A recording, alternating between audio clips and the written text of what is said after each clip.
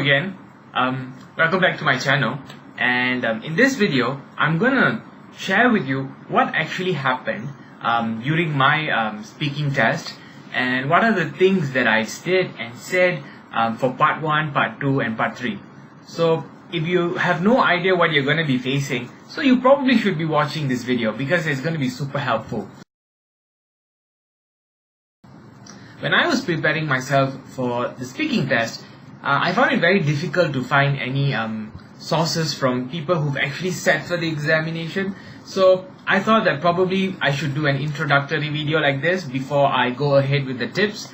So please enjoy the video and hit subscribe, and if you have any comments that you want to share with me, please share your ideas here right down there. Thank you. I'm going to give a very simple breakdown of what you're going to face step by step. Okay, the first thing when you enter is you need to greet the examiner. Try to just keep it with a simple good morning, or if he asks you how are you, which is rather unlikely, just say I'm fine. Then you just say I hope you're fine also. Do not expect an answer from an examiner. The next thing she's going to ask you is she's going to ask you to show your ID. And she's going to ask your name and where you're from. This is a very typical set of questions. And this is all the reply I'm to expect. Just give very simple answers. Don't think that this is actually the beginning of the test. No, it's not. She would be or he would be informing you when the test is beginning. So fret not and just chill. Okay, sit down. And she would inform you when is the first part is starting. A general info for you guys: try not to speak very fast and keep it simple. Give very simple English. Don't use bombastic words if you're not very confident with it. They are more looking for the fluency of your speech and also the ability for you to communicate complicated arguments and opinions in a very smooth way. So please be focused on that.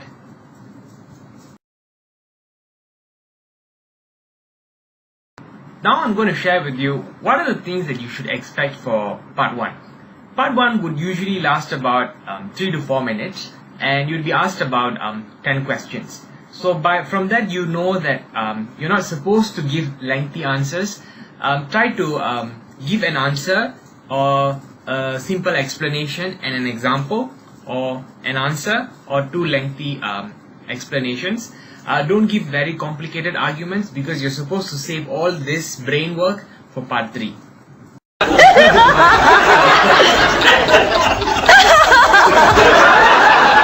God, I wish I was dead. Okay, this is the dreaded part, which is part 2. Okay. Part 2 would last about 3 minutes.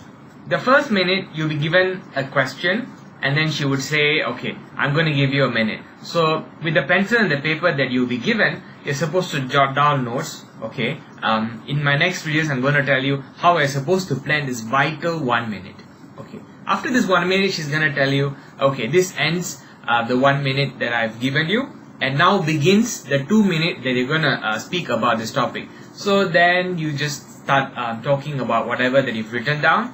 Make sure you maintain a constant eye contact. Only look down at the notes. Okay. I'll be telling you how to do that. So please stay tuned with my other videos as well. Just remain confident. Like what I've said, speak slowly, confidently. Don't try to add in complicated words which you are not confident with, because you're going to stumble, and when you're not fluent, it's going to affect your marks. And one thing people always mistake about this part is they think that the examiners are looking for ideas. No.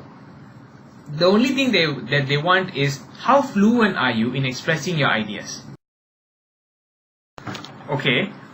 For part 3, it would usually consist of 4 to 5 questions. And this is the part that is supposed to give lengthy answers, about 3 to 4 sentences.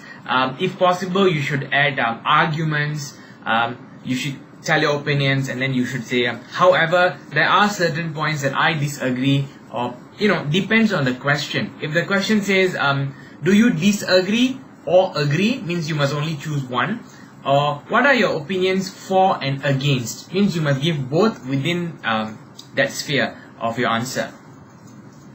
If anyone wants my opinion. Hands. Niles.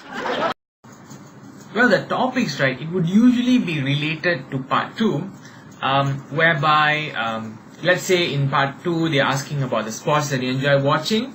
Part 3 would usually consist with questions like, what are the relationship between sports and business? What are the relationship between sports and health? And should people play more sports? How is sports affecting people positively, negatively, and questions like that. So just answer calmly.